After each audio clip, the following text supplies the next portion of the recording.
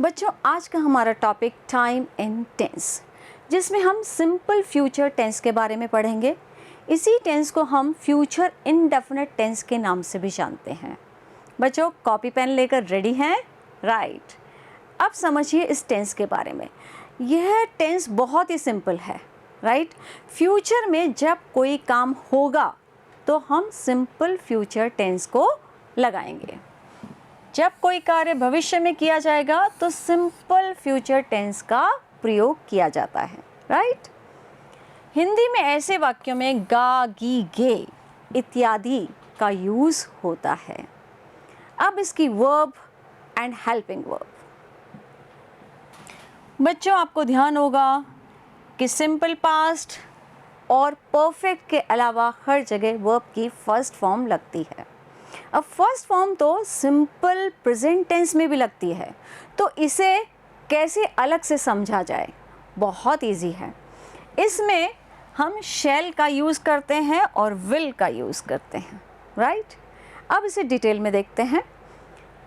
इसमें first person, बच्चों इसमें फर्स्ट पर्सन, सेकंड पर्सन और थर्ड पर्सन का यूज़ हुआ है। अब फर्स्ट पर्सन क्या है? मैं, हम।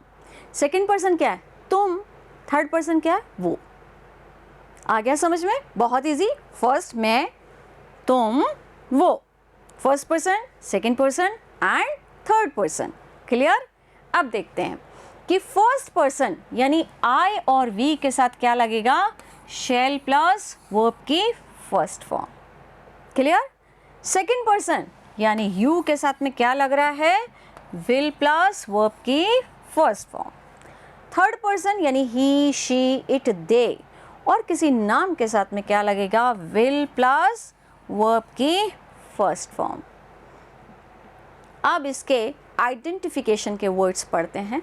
देखो, will, shall, by, coming, next, tomorrow, day after tomorrow, ये सारे शब्द फ्यूचर को बताते हैं। अब और आगे चलते हैं। देखिए कि फ्यूचर टेंस को हम सेंटेंसेस में कैसे यूज़ करते हैं। बहुत ही सिंपल है। कोई एक्शन जब फ्यूचर को बता रहा होगा या डिनोट कर रहा होगा। देखिए, इट विल रेन टुडे। बच्चों, ये सेंटेंस मैंने इसलिए लिया है कि कभी कभी आपके एग्ज़ाम में इस तरह के सेंटेंसेस आ जाते हैं। यहाँ पर जो टाइम लगा है वो है प्रेजेंट, परंतु जो टेंस लगा है वह है सिंपल फ्यूचर। क्लियर? तो अब आपको ये पता चल गया होगा कि जब रेन वाला सेंटेंस आए स्पेशली, तो आपको सोचना है कि हो सकता है इसमें सिंपल फ्यूचर टेंस लगे। क्लियर? आगे चलते हैं। To express the pure future यानी भविष्य के किसी भी कार्य की सूचना देने के लिए, जैसे कि आई शैल स्टडी, आई के साथ क्या लगेगा? शैल। क्लियर? परंतु जब आप बात करते हैं तो आप तो कहते हैं आई विल कम, तो क्या वो सही है या गलत, यह जान लेना बहुत ज़्यादा ज़रूरी है। बच्चों, ये जो विल है यह मॉडल की तरह यूज़ हुआ है। आप समझिए, बहुत सिंपल है। आई और वी के साथ आप टेंस में क्या लगाते हैं? शैल। क्लियर? परंतु मॉडल में आप क्या लगाएंगे? विल, क्योंकि विल आई और वी के साथ स्ट्रॉन्ग डिटर्मिनेशन को बताता है। तो आप जाने अनजाने मॉडल का यूज़ कर रहे हैं जब आप आई और वी के साथ विल का प्रयोग करते हैं। क्लियर? आगे चलते हैं। यही चीज़ हम यहाँ पर भी समझ सकते हैं कि मॉडल में यदि शैल शुरू में दिया है तो हो सकता है कि वो आपकी किसी इच्छा को प्रकट कर रहा हो या कोई इंस्ट्रक्शन, निर्देश। Shall I close the door, shall I leave. Clear? अब देखिए और कंडीशनल सेंटेंसेस। इसमें इफ, इस तरह का सेंटेंस हमने सिंपल प्रेजेंट टेंस में भी किया है, क्योंकि एक तरफ सिंपल प्रेजेंट लगता है और दूसरी तरफ simple future tense.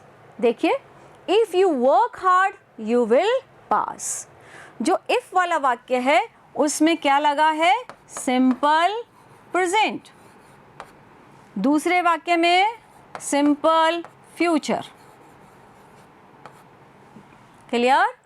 You will reach the goal if you work accordingly. यहां पर भी देखें, इफ वाला वाक्य, यहां पर क्या लगा है? सिंपल प्रेजेंट, और यहां पर simple future. Unless you mend your ways you will not succeed in life. Unless का मतलब होता है इफ नॉट, यानी वाक्य घूम फिर के फिर इफ पर आ गया है।